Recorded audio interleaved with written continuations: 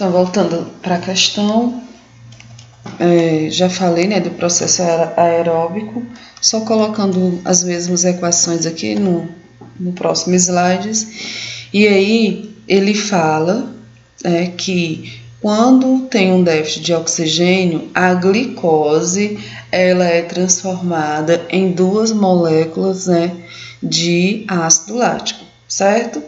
Então, é essa informação que você precisa entender. E aí a pergunta dele, ele diz, por que esse processo ele é desvantajoso? Que é justamente aonde, como é uma lei de Hess, certo? Mas como é que eu vou entender que é uma lei de Hess?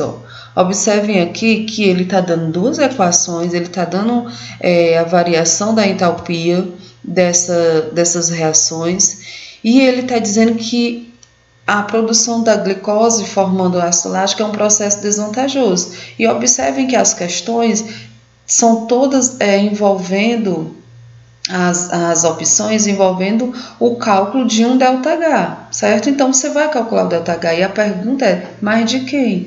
Justamente do que ele está falando, ele só não colocou em equação, mas ele falou que a glicose, quando não tem mais oxigênio, ela se transforma em duas moléculas de ácido lático. Está aqui a glicose, C6H12O6, e o ácido lático está aqui na equação de baixo, ele deu. Só que aí você não coloca todas as outras moléculas, porque primeiro não tem mais a presença do oxigênio, e segundo, a glicose se transforma apenas em duas moléculas de ácido lático. Aí aqui tu não sabe a variação dessa energia. E é isso que tu tem que encontrar. E aí você vai marcar por que ele é desvantajoso, né? É essa que ele fala lá. Vamos ver aqui. Justamente, é menos vantajoso energeticamente. Então, como eu já sei que é uma lei de Hess, né? Eu vou mexer nas equações para que no final eu tenha a minha equação global, né? A minha equação padrão. Então, repetindo aqui a equação, aí vamos aqui. Na minha equação padrão, eu tenho a glicose no lado dos reagentes, e aqui na primeira equação também ela está no lado dos reagentes. Eu vou ter 1 mol de glicose na equação padrão, e também na minha equação primeira equação aqui eu também tenho 1 mol de glicose, certo? Então eu não vou mexer em nada. Lembrando, vai ser a glicose que vai determinar, porque eu não tenho oxigênio, não tenho gás carbônico nem água. Então aqui eu não vou nem inverter a equação. Lembrando, se eu invertesse a equação, eu teria que inverter o ΔH. Nem vou multiplicar por nenhum número e nem dividir, né? Se eu fosse fazer isso, a energia também teria que ser feito esse processo, ou multiplicado ou dividido. Aí, a próxima etapa é analisar os produtos. Aí eu tenho aqui o ácido lático, 2 moléculas de ácido lático, e vou analisar, não tenho nenhuma molécula de ácido lático na primeira equação, olha a segunda equação. Eu tenho, certo? Só que aqui ela está onde? No lado dos reagentes, e aí ela precisa também estar no lado lá dos produtos. Eu vou inverter a equação. Quando eu for inverter a equação, o ΔH vai ficar invertido, ele vai ser positivo, ele está negativo, vai ficar positivo. E eu vou precisar também multiplicar toda a equação de baixo por 2, para que ele tenha a mesma quantidade de moléculas da sua equação padrão. Quando eu multiplicar todos os coeficientes estequiométricos, o ΔH também vai ser multiplicado, certo? Então, tá aqui, ó.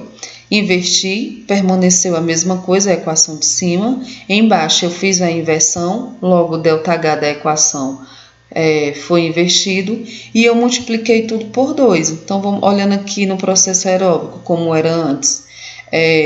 Eu tinha, né, só que está invertido, eu tinha 3 moléculas de CO2, quando eu multiplico por 2 dá 6, 3 de água dá 6, aí uma de ácido lático, mas eu preciso de 2, né? E como eu tinha multiplicado por 2, dá 2, e 6 de oxigênio, porque eu tinha 3 de oxigênio.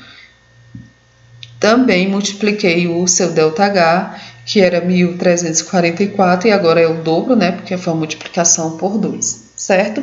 Feito isso, feito esses arranjos, eu não tenho mais o que organizar nada na equação, você vai fazer o cancelamento, né? Das moléculas que estão em lados opostos e repetidas. Por exemplo, 6 de oxigênio na primeira equação. Aqui eu não tenho nenhuma glicose aqui embaixo, certo? Então não cancelo. E nem aqui para ser somado, nem no mesmo lado dos reagentes. Aí desse lado eu tenho 6 de glicose. E do outro lado também eu tenho 6 de glicose, não, 6 de oxigênio e 6 de oxigênio, então posso cancelar. Tenho no lado dos produtos aqui 6 gás carbônico, e aqui também eu tenho 6 gás carbônico na equação de baixo, então em lados opostos. Tenho 6 moléculas de água e também tenho 6 moléculas de água embaixo, também em lados opostos.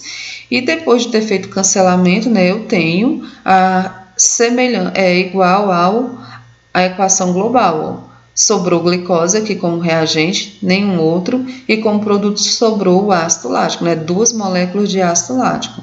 E aí, como é que você vai calcular, vendo que está certo, como é que você vai calcular o ΔH dessa equação? É a soma, o ΔH da equação 1 mais o ΔH da equação 2.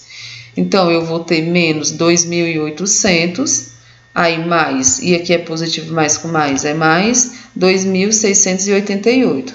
Então, isso aqui vai ficar, como são sinais diferentes, você vai subtrair e conservar o sinal do maior, dá menos 112 kJ. Esse menos significa o quê?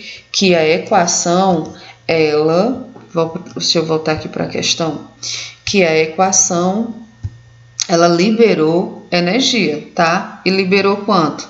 Liberou 112 kJ por mol de glicose.